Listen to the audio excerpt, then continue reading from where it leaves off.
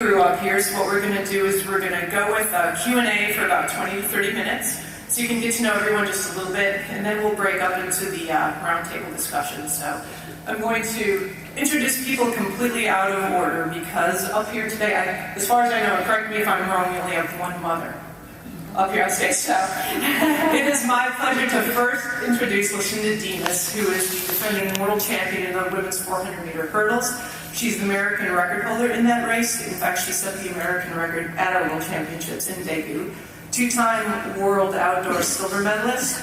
And I remember she was here at our media summit in 2008, when at the time you had the twins already turned one? Not yet. Okay, almost one-year-old twin boys. They are now almost five-year-old twin boys. So, Lashinda, happy Mother's Day, first of all. And a lot has happened between 2008 and 2012. In 2008, I remember you coming down at the Olympic trials in first place, just missed making the team. You'd only been training for a few months. Tell us a little bit about where you are now compared to then. It's a big difference from 2008 to now. You know, my whole body is different. So now this is my normal body, but then I was getting used to, you know, what was then a new body, and I'm in better shape than I was then. I'm running faster, the boys are bigger, prospects are looking up. You know, everything has changed, and the whole dynamic of my training has changed, especially being with my mom as my coach. So everything is looking pretty good and on schedule as far as the Olympic Games. And I'm glad you mentioned your mom, who's actually my roommate at the World Championships in debut. But your mother is your coach, your husband is your agent. Can you talk a little bit about how that family dynamic, especially since you've been working specifically with both of those two, seems to have coincided with you really emerging on the world stage as well? Definitely, it's very important to my success thus far. I wanted to make sure that I had everybody on my team that's for me, and there's no denying that anything they do would be for the better of my career. So I had to take out anything that I had any doubt about, anything that didn't feel comfortable or, I guess, original. So I automatically asked my husband to be my agent, and then my mom didn't come as easy to be my coach, but I knew that she was a very hard coach, and I knew that if I wanted to get where I wanted to go, which I'm on my way to now, and she was the best person to do it. So the decision for him being my agent was easy, keep everything in the family, and but the coaching part was hard, but everything works out for me. And when did she become your coach, and when did he become your agent? Both of them became a part of my whole team in 2009. Okay. The last question, who does the babysitting? Since all the built-in babysitters are working. My whole family is in charge of babysitting, so they hop from grandma to aunties to uncles, everywhere. They're everywhere, and they don't mind that. So. All right. And sitting at the end, Jillian Camarena-Williams will now start at the end and work back. She is our American record holder indoors and outdoors in the women's shot put. She's also the World Outdoor Championships bronze medalist in the shot put, and has been part of a resurgence in the throws for the U.S. women. In fact, our field events across the board, which we'll talk about as we get to Brittany as well. Jill, can you talk a little bit about, and I should add also before I start, when she set her first American record, which was indoors at our 2011 Indoor Championships, I was doing the webcast with John Godina, who's a three-time Olympic medalist, and John is not an easily impressed guy. And he was doing the webcast, and he saw the throw, and even before he saw the measurement, he uttered an expletive that had to do with, cows and what comes out. But to hear John Godina say about a throw, holy crap, essentially, was, I think, really a testament to what you're doing now in the women's shot. So can you talk a little bit about the last couple of years for you and why you're throwing so far? Yeah, I've had a really big last couple of years, just mostly being healthy-wise. I contribute that to my husband, who's my physio. But the last few years have been awesome with the Diamond League. We've been able to, see our competitors that are top of the world at every meet, and that was something that we didn't have before. So just seeing them every week and being able to kind of see what I needed to do to get to the next level has really kind of pushed me to decide what I want to do. Do I want to be top of the world or not? And so with that and my husband, it has been awesome, and been able to really kind of push myself somewhere I didn't think I could go. And you've also had, and we've seen this throughout all different events in the U.S., when you have competition within the U.S., it really elevates the event as well. Can you talk a little bit about, you're an 8-time U.S. indoor champion, 2-time outdoor. In fact, Michelle Carter won the U.S. Championship outdoor in one of the greatest competitions, I think, of the meet. So just talk a little bit about the competition within the U.S. Yeah, obviously being able to see someone on a regular basis, not just with the Diamond League, but seeing them indoors, seeing them early, has helped me. She's an awesome person, not only an awesome competitor, so it's a friendly rivalry, and I love, having her there, and, sometimes I come out on top, sometimes she does, and so that's what's made us, in that top 5. Having 2 Americans in the top 5 in the shot hasn't happened in a really long time, and so it's just a pleasure to be a part of that. And you mentioned your husband, Dustin. He has been, as a physio, on several of our international team staffs. Can you talk a little bit about his role with the staff, and will he be in London?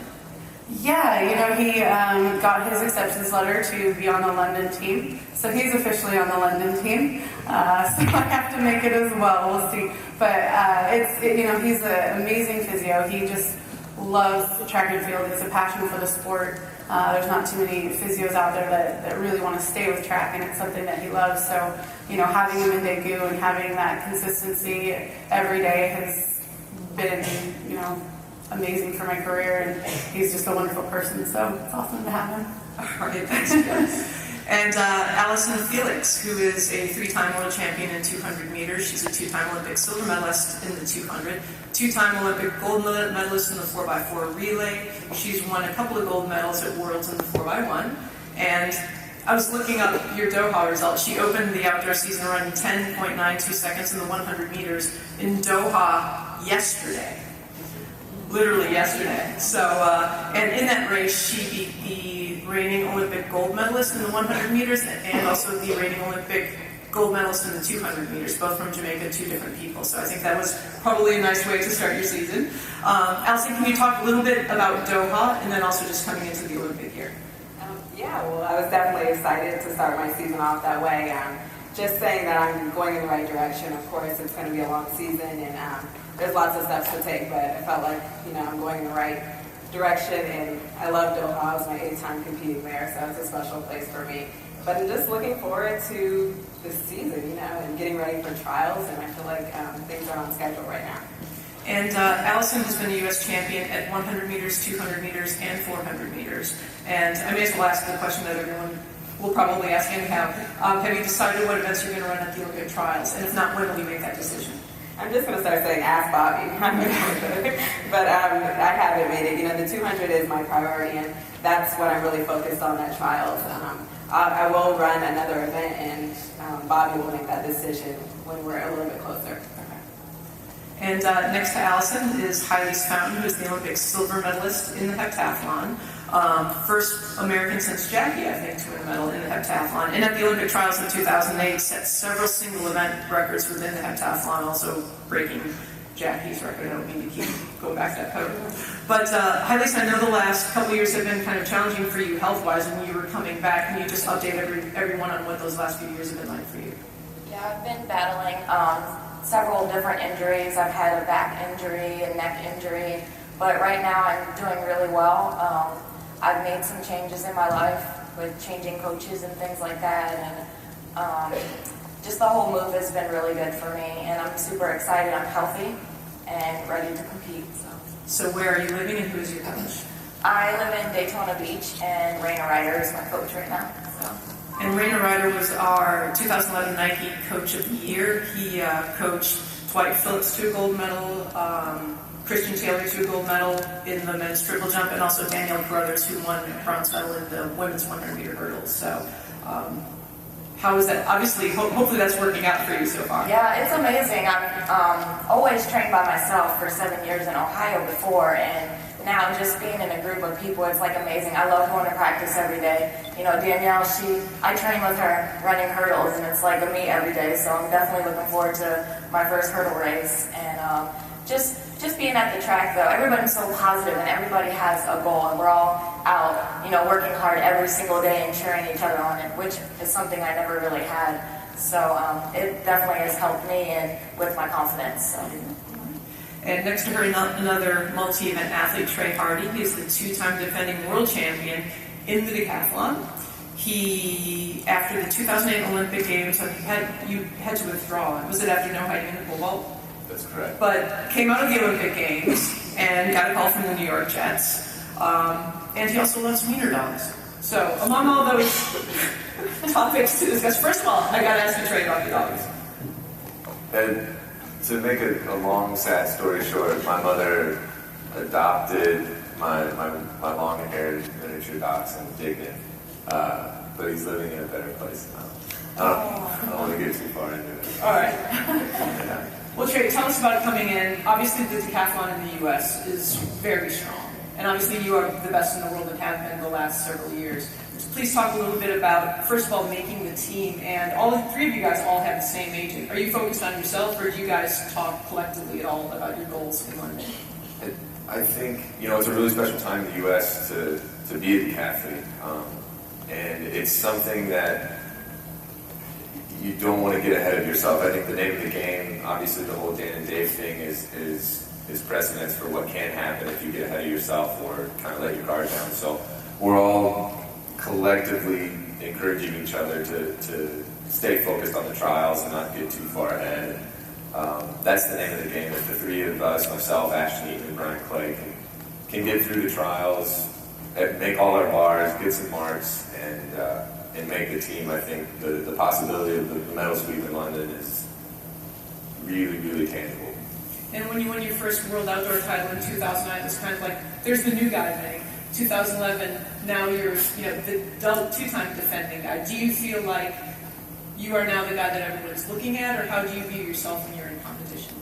I don't know. I still feel relatively young. I still feel, I don't know, maybe I play little mental games with myself that I'm not the person to beat. I'm out there trying to beat everybody else. But, really when I get into the decathlon, it's all about, it's not selfish, but it's really inwardly focused. It's really, if I take care of my business and take care of myself, then I'll be successful.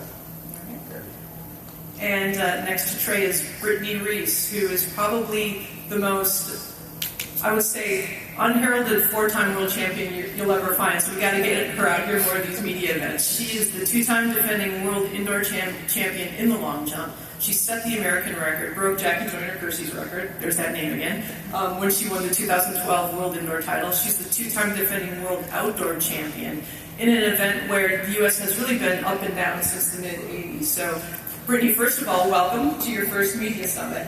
And in the women's long jump especially, it seems like what we see is usually a lot of Russian women. So how do you feel, first of all, as the four-time, basically, world champion, do you, as I said to Trey, do you come into the Olympic Games feeling like you're the person to beat, or what kind of mental approach do you take to it? I really don't go into meets particularly thinking I'm the best. I just want to go out there and just do what I'm supposed to do and go out there and have fun. The Russians have taken over for quite some time, and I feel that the USA has very strong in jumps, and we have a chance and opportunity to go out there and sweep the Olympic Games, and that's what I plan on leading the way and have everybody else join me. What's the difference in feeling when you won your first world title versus your fourth? The fourth one is basically my main one because I broke the American record, and when you're chasing somebody by the name of Jackie Joyner-Kersey, it's an honor and a blessing to even be ahead of her. So, but it's a huge difference, but I still love all my members. I plan on getting a lot more.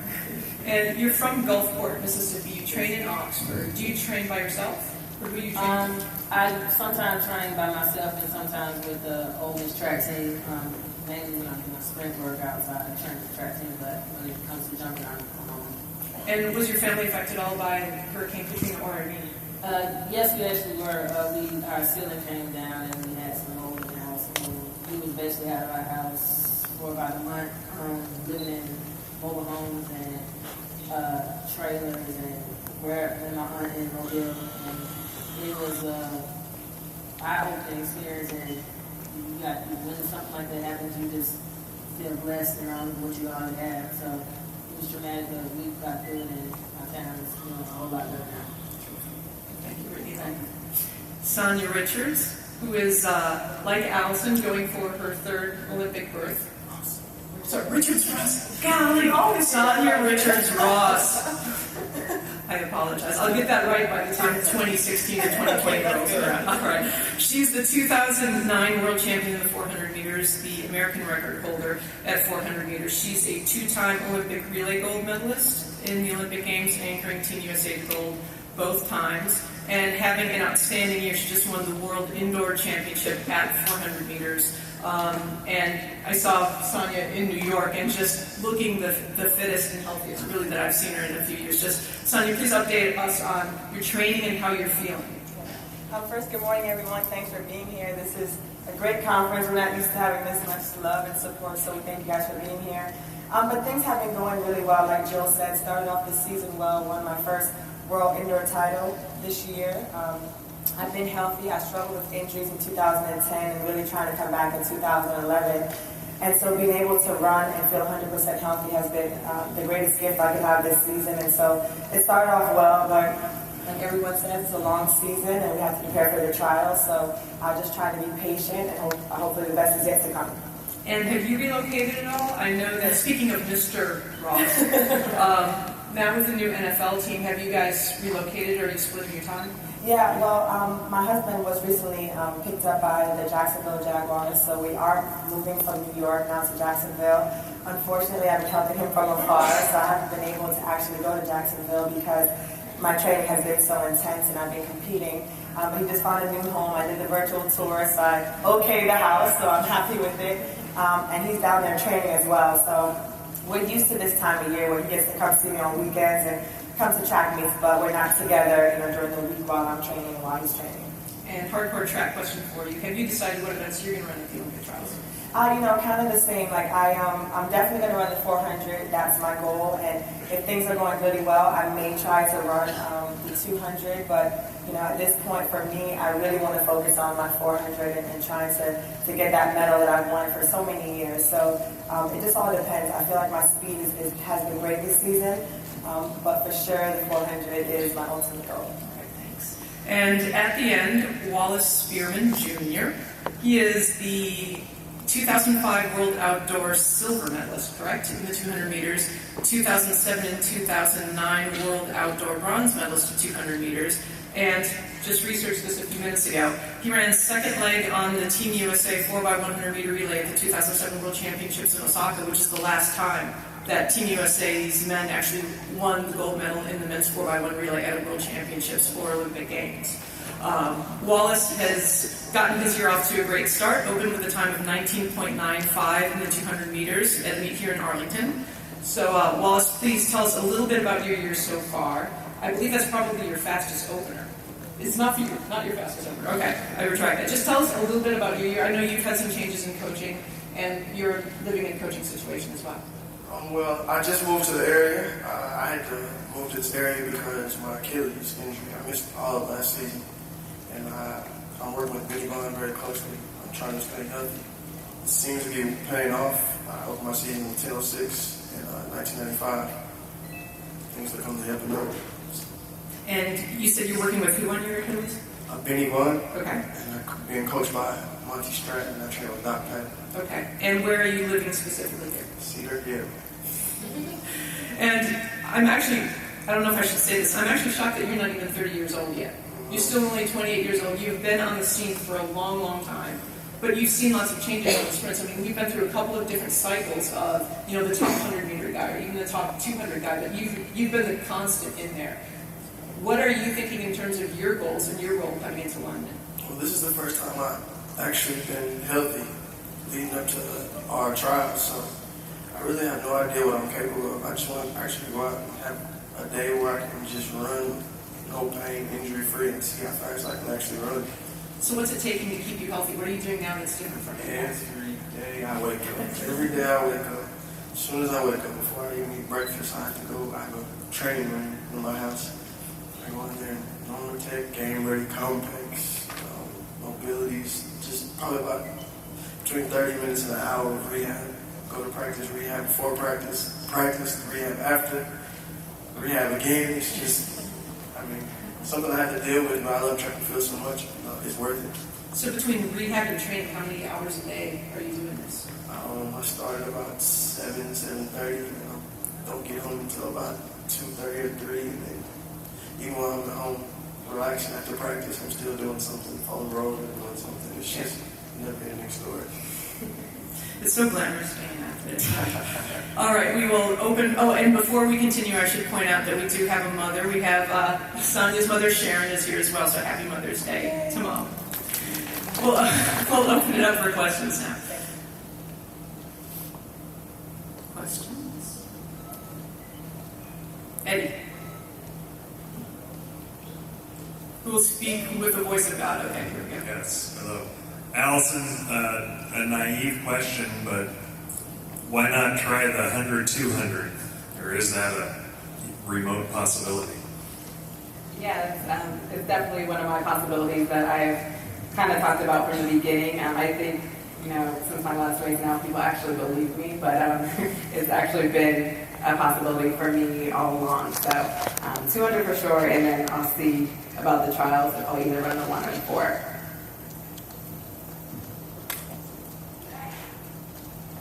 Anyone else? Amy, was that a wave of the hand? Amy Shipley?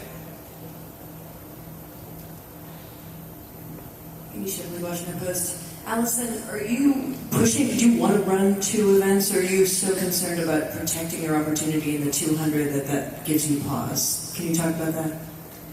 Yeah, I think I kind of struggled a little bit about that decision because I like to call the 200 my baby. It's my favorite, and I've had almost 8 years now to think about being a silver medalist. So it definitely means a lot to me to have another opportunity and just get another chance. So that is my main focus.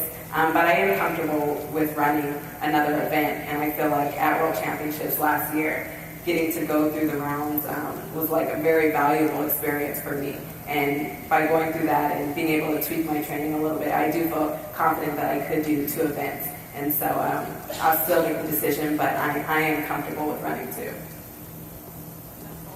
All the way in the back. Oh, follow up for me? It would seem that running the 200 would be less stress. Is that actually true? And is that going to factor into your decision since you want to, protect your ability to run the 200? Yeah, I think the hardest thing about the whole decision is just that the 400 comes first, and of course the 100 comes first as well. But the 400 is such a different event. It takes a lot out of you, and so that's, I think, my biggest struggle. I think if the events were reversed, it really wouldn't be a question for me because, my favorite event would be first and anything else would just be icing on the cake. But since it is reversed, it makes the decision a little bit harder. All the way back. Hi, this is Howard Burkus from National Public Radio. Forgive me for asking a question about somebody who's not up there, but as you all know, South African Oscar Pistorius may be named to the South African Olympic team. A runner with artificial legs. And I'm just wondering, for any of you out there, especially the runners, what thoughts you may have about Oscar Pistorius competing in the games, breaking that barrier of someone who does not have human legs competing. Sonia, do you want to? Sure, I absolutely admire Oscar Pistorius. I think he is not only an amazing athlete, but such a great person. If you're ever around him, he's always so positive and encouraging. And so I'm excited about what he's doing and the possibilities that he's proven that are still possible for someone who has 2 artificial legs to be able to go out there and compete with able bodies. And not just compete, but really compete. I mean, 45-0 out of lane 1 or lane 2 is just really impressive. So I'm really happy for him. I'm excited for all the opportunities he's been given and the additional exposure he's been given, and also, of course, that's been given to our sport. So I'm excited for him, and I don't know if I speak on behalf of everybody else, but I think it's just amazing. Any other questions?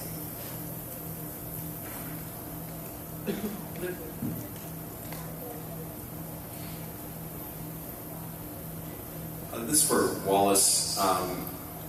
You get asked this a lot, I'm sure, but the Jamaicans have dominated the last 4 or 5 years, especially the men. Is there talk among the U.S. sprint community, especially the men, about how to do better this year? course we all speak, it's obvious that Jamaica's been doing really well. A lot of us are friends with them, so we wish them the best, but at the same time, too, none of us are trying for second place. Of course, Tyson Gay has been our leader in the last few years. He's faced some injuries, and we're all hoping that he can recover in time for the trials. We have Justin Gatlin back now. He's trying to fill the role. It looks like he's back in form. Myself, Doc, Walter Dix, amongst all of us, none of us really like to lose. That's probably our, the biggest thing we have going for us. We all are training for first place. No one's going to hand both Blake or softball medal when they get there. They're definitely going to have to earn it. It doesn't really matter what they earned before, they're going to do it that day. Back to Amy. This is a very generic question that I hope a couple of you might tackle. In 2008, swimming was the sport where they switched the schedule so it could be prime time. And we've had a lot of references to Jackie Joyner, Kersey. There's this feeling, I guess, that there was this great era in track and field, and maybe we're not quite there. Wondering if you all feel some responsibility or to sort of bring back the name to U.S. track and field, or is that a burden that nobody can take on, or am I exaggerating? Is that not even an issue?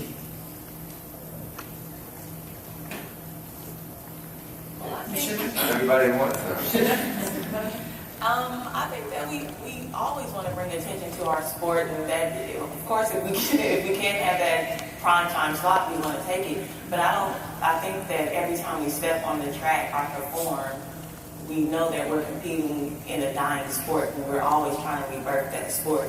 So, is it a burden? Yes and no, because we only can do what we've been doing, which is our best. But I think we're always for bringing our sport back to what it used to be. We're the original sport, so. And something that I think that also plays into that, first of all, with Jackie, you just had the talent, but also a lot of times when these athletes are asked who their role models are, oftentimes you name athletes who competed in the Olympics on U.S. soil. So there's definitely that element of, whether it was Jackie or Michael Johnson, competing in the Olympics on U.S. soil seems to be what really puts the sport onto the next level, especially within, the public at large. So, USOC, bring them back here. Right up here in the north and left. Cassie Frozen Mansell. This is for Allyson. Anything you wish you knew when you were first starting out that you know now?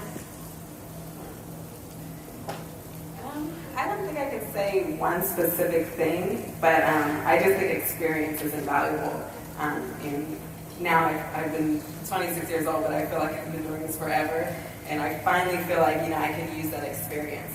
I feel like each Olympic Games has been a little different, and I've learned new things from each one. And so I finally feel like I'm at a good place where I can use those experiences to the best of my ability and just really go forward with it. One question for Allyson and one for Sonia. Allyson, with all the talk about the double, what about the 4x4, right lane on that? And for Sonia, could you please talk about the depth in the women's 400 field in the U.S. this year?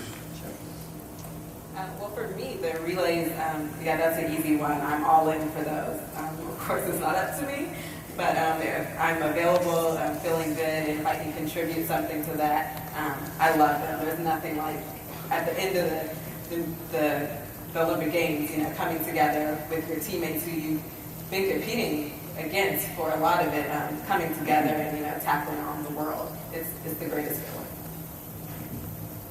I think the women's 400 in the United States is going to be incredible. I think you got a glimpse of that at the Penn Relays when our A and B team were first and second, and by a huge margin. And so I think it's going to be very exciting with myself, with Allyson, Francina McCrory, who I think is young and really ready to run well this season. Natasha Hastings, Stevie Trotter is back and healthy. And I know I'm missing some people, but it's going to be phenomenal this year, and I hope that we can push each other to run really, really well, and then also defend our title in the 4x4. So I think it's going to be a great year for the women's 400. Hi, Tom Berg, Examiner News. This question is for Trey. Trey, what do you consider to be your strengths among the events, and how does the sequence of events attended them over the 2-day period affect your training and conditioning? I think when I first got started in decathlon, I was good at the things that you can't really coach. I was tall and I was fast, and so those kind of things came naturally, and I was a good sprinter. And then as you develop in the event, you grow a little bit, everything's kind of caught up to itself. I consider myself a good thrower and a good jumper and sprinter, but I think my number one asset is what I bring to the decathlon on the mental side of things. I think it goes unseen, but I think we saw this past summer in debut what can happen if you fold under pressure and if you power through. And so I think that's my best characteristic that I can bring to the table is that confidence and competitive edge. And the second part of that was how does training affect? Yeah, in sequence of events, over the activity period, how does it affect your conditioning, preparations, training, leading up to the contest? As we get closer to the summer and to the competitive season, we try to group events together as they fall in the decathlon. We don't really do that at any other time of the year, but a couple weeks leading to the first decathlon and into major events, we'll couple we'll do 100-meter work and long jump because those fall right after one another. We'll split it up like that, and we'll try to train early in the morning and late in the evenings. World Championship and Olympic decathlon schedules are the hardest part about it. You're out there for 12 hours a day with not a lot of rest in between each day, and so we'll set up a couple training sessions that are genuinely miserable to set us to give us a taste of what it's going to be like, so we're prepared physically as well as mentally. We'll take 2 more questions and then go to the tables. Hi, Lisa Antonucci, Yahoo Sports. This is for Trey. You mentioned Dan and Dave. Why is that still a relevant cautionary tale for you? I think you need to learn from the past, and I think no matter what it was, I think Dan was a little dinged up at the time, but it was still one of those things that I've experienced firsthand as well. I know I did in the 2008 games, and it's sad to say that there's a history of that with U.S. decathletes, and it's something that I don't think if that had happened, it would have eventually happened. If Dan and Dave didn't occur, it would have occurred at some point or another. It would be a cautionary tale for those who came after it. I think not paying attention to it, not studying it and learning from it would be kind of tragic. And we have one question over here. You're okay. Last question. We'll break down the tables. Good morning, Sherry Rowan, Life Apps Media. And this question is for Sonia. Can you explain a little bit about the mental struggle of overcoming an injury like the one you suffered? Yeah, I think the mental part of coming back from an injury is actually harder than the physical part. I think because for me, when I pulled my quad, I never experienced anything quite like that. And I was running at my fastest and my muscles just kind of popped. And so I think for a long time you struggle with feeling that you can never get back to where you were and to push your body to that place. And even though physically you know you can do it, it's like your mind kind of holds you back for some time. And so I think that's really the hardest part of coming back from injury. I think I surrounded myself with great people. I had a great coach, I had great physios, and a great strength coach. So I knew the muscle was ready, and I knew physically I was ready to do it. But I think sometimes mentally that's the more challenging part. And so I worked on that all last year and in the off season, and really just putting myself back in that place where I was before when I ran really fast and I had no inhibitions and no fears. And now I feel like I'm in a mental place to be able to get back to my best, and I think that was the hardest challenge. All right. At this point, we'll take them back to the tables. If you let us get back there and follow us, we spend 20 minutes together. Thanks, guys.